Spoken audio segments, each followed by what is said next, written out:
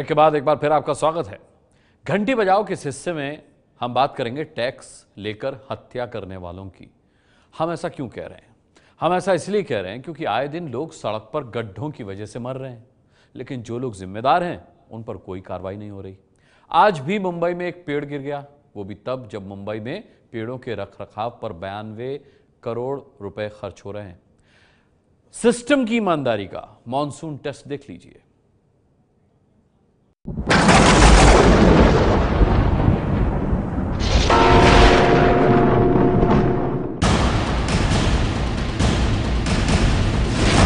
बिंदास बाइक चलाने वाली ये महिला क्यों मरी, बताएंगे आपको आगे, क्योंकि इसका जवाब करप्शन के पास है।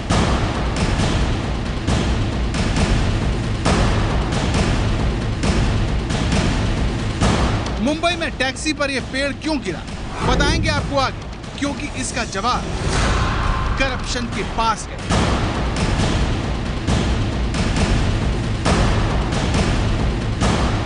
एक दिल्ली वाला इवनिंग वॉक से क्यों नहीं लौटा, बताएंगे आपको आगे, क्योंकि इसका जवाब करप्शन के पास है।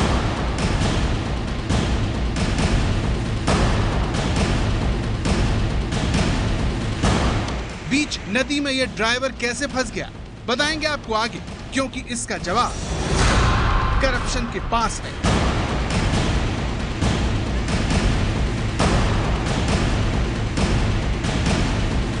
गुजरात में एक सड़क समंदर कैसे बन गई, बताएंगे आपको आगे, क्योंकि इसका जवाब करप्शन के पास है।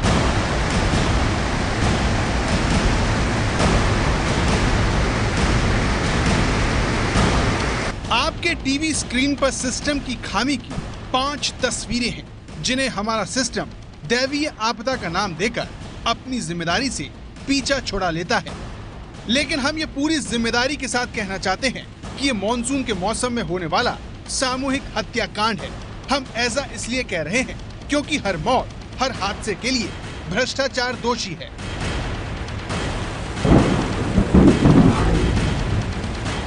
I came from a conservative family.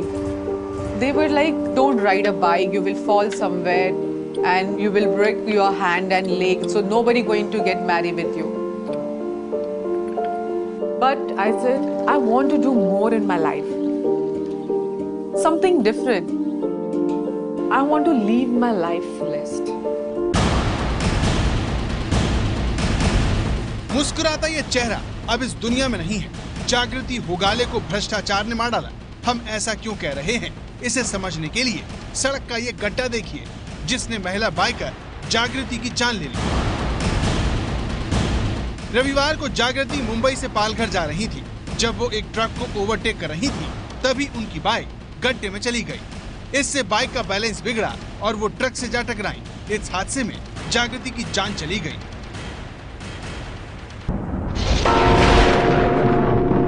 सुबह का टाइम था, हमने ये देखा कि एक ट्रक को 3 बाइक ओवरटेक कर रही है। अचानक आगे वाली बाइक जो है खड्डे में गिरने की वजह से उनका अनबैलेंस हुआ और वो डायरेक्ट ट्रक के पीछे वाले चक्के में बाइक जो गई है वो जगह पे ही मृत्यु हो गई है। और बार बार हमने ये रास्ते के बारे में ऊपर तक मतलब जानकारी दिया, जैसे कि PWD है, चाहे गाँव के हमारे माननीय सरपंच साहब बाजू में ही खड़े हैं, उन्होंने भी 2-3 बार पत्र वही किया है, बट सामने से कोई रिप्लाई आया नहीं। तो यह घटना होने के बाद में हमने एक खड्डा भरा है, लेकिन सामने वाले को कोई फर्क पड़ा नहीं। पहली नजर में यह आपको सामान्य हादसा नजर आएगा, लेकिन जब आप गौर से देखेंगे तो पाएंगे कि ये मानसून के मौसम में सामूहिक हत्याकांड का ही हिस्सा है। क्योंकि इस सड़क को बनाने वाला इंजीनियर ये अच्छी तरह से जानता होगा कि बारिश से इस सड़क का क्या हाल होगा। गड्ढों को भरने की जिम्मेदारी वाले अफसर को भली भांति पता होगा कि लोग इसमें गिरेंगे और मर जाएंगे। फिर भी सिस्टम धृतराष्ट्र बना रहा, जिसका खामियाजा जागृति जैसे हिंदुस्तानियों को उठाना पड़ता है। लेकिन विडंबना ये है कि ज्यादातर देशवासी सिस्टम के इस जुल्म को अपनी तकदीर मान चुके हैं। जागृति के भाई भी उनमें से एक हैं। हमारी बदनसीबी, हमने उसको लॉस किया। उसको कुछ अभी हम लोग फुल ये नहीं कर सकते, लॉस को कवर नहीं कर सकते। हम ना किसी को ब्लेम करना चाहते हैं, बस हम अब चाहेंगे कि ये अपनी बदनसीबी और कुछ नहीं। वीकेंड पे, हर वीकेंड पे जाती है नॉर्मली राइड पे, और नॉर्मली ऐसा कभी प्रॉब्लम हुआ नहीं आज तक, this was the first time. वो अब आपके मन में सवाल उठ रहा होगा कि जिस गड्ढे ने जागृति की जान ली उसके लिए जिम्मेदार लोगों पर क्या कोई कार्रवाई हुई? तो इसका जवाब ना में है, क्योंकि अभी तक सिर्फ ट्रक ड्राइवर की ही गिरफ्तारी हुई है। एक ट्रक को वो ओवरटेक करते समय में गड्ढे में गाड़ी जाने की वजह से उनका बैलेंस आउट हुआ और वो ट्रक के नीचे गई।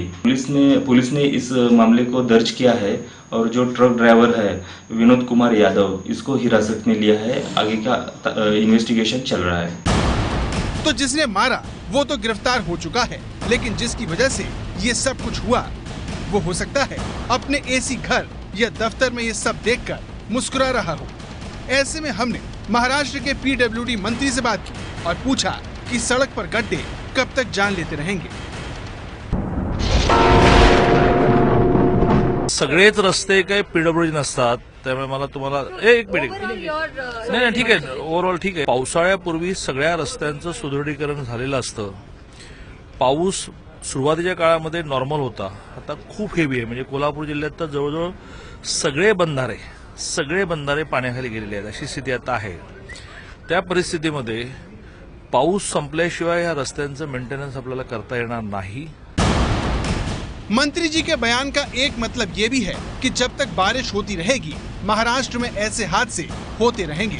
लेकिन देवेंद्र फडणवीस के ये माननीय मंत्री भूल गए कि जिस सड़क पर जनता मर रही है वो जनता के टैक्स से ही बनती है। सड़क बनाने और उसके रखरखाव के लिए सरकार रोड टैक्स लेती है। जब भी कोई गाड़ी लेता है तो उसे मोटर व्हीकल टैक्स चुकाना पड़ता है। किसी राज्य में ये एक मुश्त तो किसी राज्य में ये 15 साल में लिया जाता है। गाड़ियों पर लगने वाले टैक्स से राज्य सरकारों को कुल टैक्स का 7.7% हिस्सा मिलता है। यानी गाड़ियों पर लगने वाला टैक्स राज्य सरकार की आय का बड़ा स्रोत होता है, जिसे लेने के बाद ये राज्य सरकार की जिम्मेदारी होती है कि वो सड़कों को दुरुस्त रखे ताकि लोगों और उनकी गाड़ियों को कम से कम नुकसान हो। लेकिन ऐसा नहीं होता। अब सवाल ये है कि जब सरकार अपनी जिम्मेदारी पूरी ना करे तब जनता क्या करे? इस सवाल का जवाब आपको दें उससे पहले आपको मॉनसून के मौसम में सामूहिक हत्याकांड का एक और सबूत दिखाते हैं।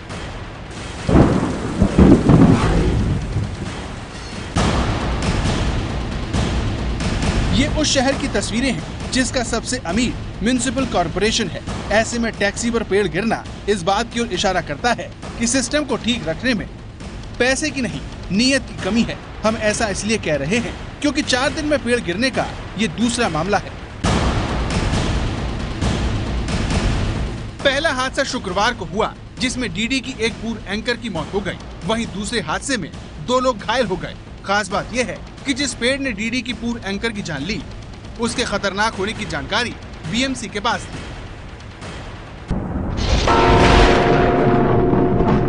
इसकी पूर्व कल्पना स्थानिक वार्ड में दी गई थी। उसके बावजूद भी उसको लगने वाला 1380 रुपये का मुआवजा जो है, पैसा जो है वो मनपा को भरा हुआ था। तो फिर भी स्थानिक यहाँ के जो ट्री ऑफिसर है लोकल चेंबूर वार्ड के, उन्होंने उसको सीरियसली न लेते हुए बस उसकी ट्रिमिंग करके छोड़ दी। मुंबई में पेड़ गिरने से जो हादसे हो रहे हैं इसकी हमने जानकारी जुटाई, जिसके मुताबिक बीएमसी का गार्डनिंग विभाग इसके लिए जिम्मेदार है। पेड़ की काट छांट के लिए इस साल करीब 93 करोड़ का बजट भी पास किया गया है और 3 महीने के अंदर करीब 463 पेड़ गिरने की शिकायतें भी आ चुकी हैं और 3 लोगों की मौत भी हो चुकी है। तो बीएमसी की जानलेवा लापरवाही और सुस्ती के उदाहरण से आप समझ सकते हैं कि हमने अपने शो का नाम मॉनसून के मौसम में सामूहिक हत्याकांड क्यों रखा। हम टैक्स लेकर हत्या करने वालों की घंटी बजाने की गुजारिश आपसे क्यों कर रहे हैं, इसकी एक और वजह देखिए।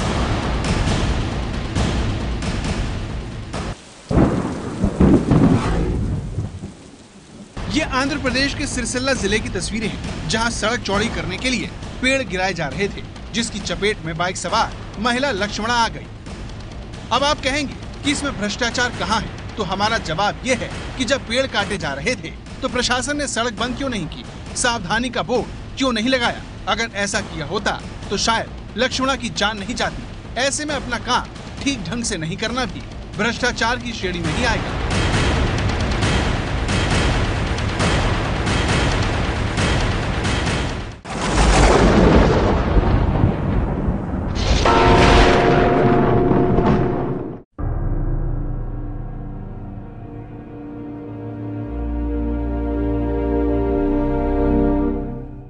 ये दिल्ली के कारोबारी अनिल गुप्ता हैं, जो मयूर विहार फेज 3 के पार्क में शाम को सैर करने निकले थे, लेकिन उनकी खुले नाले में गिरकर मौत हो गई। प्रशासन इतना लापरवाह है जिसका कोई हिसाब ही नहीं है। ऐसे प्रशासन को आग लगा देना चाहिए और नर्सिंग होम को भी आग लगा देना चाहिए, जो पेशेंट को देखा नहीं उन्होंने। क्या करा जाए इससे प्रशासन को? ऐसे वोट दे के क्या करेंगे किसी को, जब जान रोज गंवाएंगे लोग यहाँ पर। ये हादसा हुआ है मयूर विहार फेज 3 के इसी पार्क के बाहर। सबसे पहले इस पार्क की आपको तस्वीरें दिखा दें। 55 वर्षीय अनिल गुप्ता जी यहाँ पर हर रोज़ की तरह शाम में इवनिंग वॉक के लिए निकले थे और जब वो घर जाने के लिए निकले तो यहाँ पर तेज़ बारिश के बाद, ये आपको पीछे की तस्वीरें दिखा दें, यहाँ पर पानी जमा हो गया। जैसे अभी भी आपको यहाँ तस्वीरों में पानी दिखाई दे रहा है। इस पानी में से होकर उन्हें ना गुजरना पड़े, इसके लिए उन्होंने यहाँ ये जो आप नाला देख रहे हैं इसके ज़रिए उस तरफ जाने की कोशिश की। और अभी ये जो सिल्ट आपको दिखाई दी जा रही है, जो सीमेंट की पट्टी यहाँ रखी गई है, ये हादसे के बाद रखी गई है। उससे पहले ये पूरा नाला खुला हुआ था। इस वजह से चूंकि यहाँ पार्क के बाहर पानी था और यहाँ कोई हादसा ना हो जाए, उन्हें इस रास्ते को चुनना पड़ा, लेकिन यहाँ पर भी वो हादसे का शिकार हो गई। मैम ये नाला जहाँ तक मुझे मालूम है 10 से 12 साल हो गए समथिंग। ये पार्क के गेट पे नाला ओपन है, 10 से 12 साल हो गए। इसके ऊपर कई बार कंप्लेंट जा चुकी हैं और तो ये मार्केट एसोसिएशन यहाँ के निगम पार्षद के साथ पर्सनली पीडब्ल्यूडी विभाग में जाकर के कंप्लेंट लिखित में कंप्लेंट लेकर के आए हैं। उसके बाद में भी इस पर कोई एक्शन नहीं लिया गया है।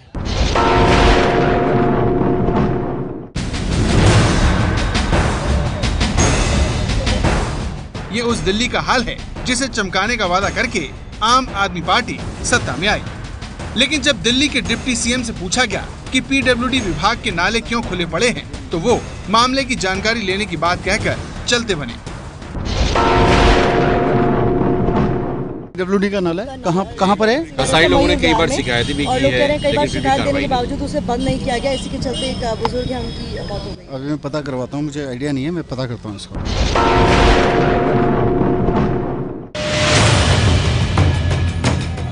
देश की राजधानी ही नहीं, कोलकाता भी सिस्टम की नाकामी झेलने को मजबूर है। यहाँ कोई हादसा तो नहीं हुआ, लेकिन हालात ऐसे हैं कि कभी भी बुरी खबर आ सकती है। अब सवाल ये है कि जनता ऐसे में क्या करे?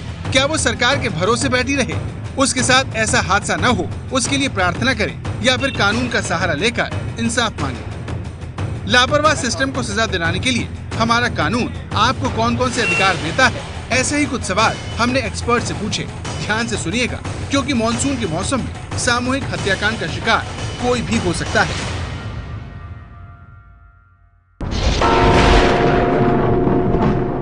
या मौतें हो रही हैं मुंबई में पेड़ ना कटने की वजह से या पॉटहोल गड्ढे ना भरने की वजह से, ये भ्रष्टाचार का ही नतीजा है। भ्रष्टाचार क्यों माने? भ्रष्टाचार है क्योंकि जब हर साल बीएमसी करीब 30 से 40 करोड़ का बजट रखती है कि गड्ढे भरे जाएं और उसको नहीं भरती बीएमसी, या कॉन्ट्रैक्टर ऐसे कॉन्ट्रैक्टर लाती है जो अपना काम नहीं करते और उस वजह से मृत्यु होती है।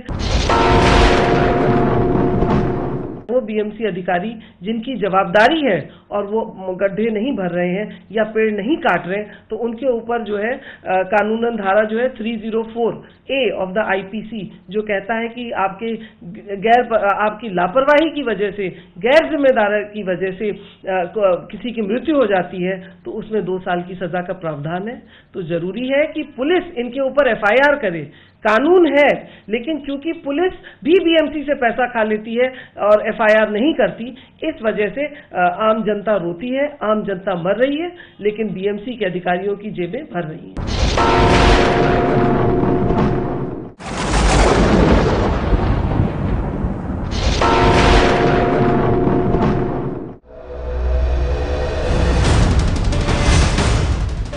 तो कानून में कई रास्ते हैं जिनके जरिए हम सिस्टम को कटघरे में खड़ा कर सकते हैं। गुजरात की तस्वीरें देखिए, बारिश में सड़क बह चुकी है।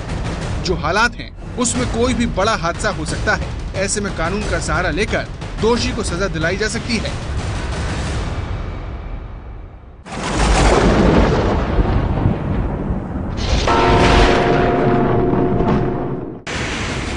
तस्वीरें जम्मू की हैं, जहां झज्जर कोटली इलाके की एक नदी में तेल का टैंकर फंस गया। तस्वीरों में कहीं भी सावधानी का बोर्ड नहीं दिख रहा है। ऐसे में ये भी मामला सरकारी भ्रष्टाचार का ही माना जाएगा।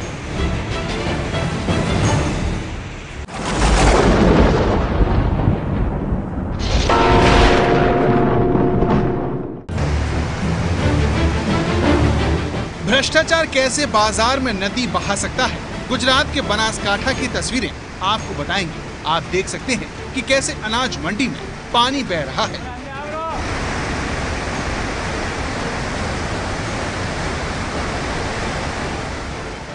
इस पानी में ट्रक भी डूब गए और उसमें रखा सामान भी।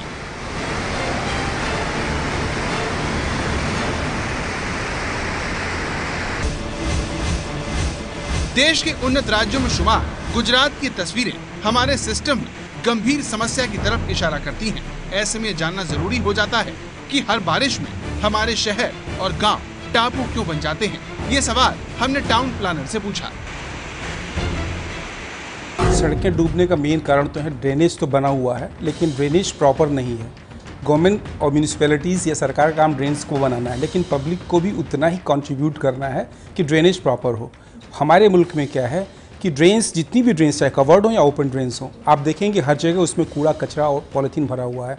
और जब पानी बरसता है तो पानी ड्रेन्स में बहने के बजाय ड्रेन चौक रहती है, वो सड़कों पे आ जाता है। बरसात में पानी, मैंने बताया कि ड्रेनेज चौक रहती हैं, सड़कों में पानी आ जाता है और देर तक रुक जाता है।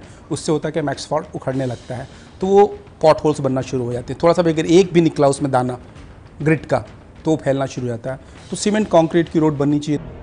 तो सारा सिस्टम ही खराब है, जिसे ठीक करना बेहद जरूरी हो गया है, वरना जागृति होगाले जैसे सपने देखने वाले लोगों की ये सिस्टम हत्या करता रहेगा। मुझे फर्क नहीं पड़ता कि समंदर कितना गहरा है, मेरे सपने बहुत गहरे हैं। मैं तब तक नहीं रुकूंगी जब तक मैं उन्हें पा ना लूं। अगर आप सपने देख सकते हैं तो उन्हें जरूर पूरा कर सकते हैं। सिस्टम के गड्ढों ने एक माँ, एक बेटी और एक पत्नी को ही नहीं मारा, उसने एक सपने की हत्या की है। सबसे खतरनाक होता है मुर्दा शांति से भर जाना, तड़प का ना होना, सब सहन कर जाना, घर से निकलना काम पर और काम से लौटकर घर जाना। सबसे खतरनाक होता है हमारे सपनों का मर जाना।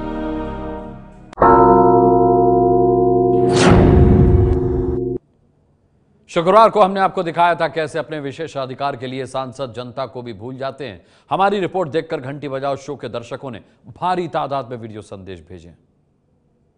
सांसद को यह नहीं भूलना चाहिए कि वो संसद में प्रजा के माध्यम से ही पहुंचे हैं, अतः उनके ऊपर प्रजा का नियंत्रण है। जनता की बेइज्जती करके ये अपनी राजनीति को नहीं चमका सकते, क्योंकि जनता की वजह से ही ये नेता हैं, नेताओं की वजह से जनता नहीं है। Special privileges given to the member of parliaments are not to defame any religion but for the proper functioning of Indian parliament.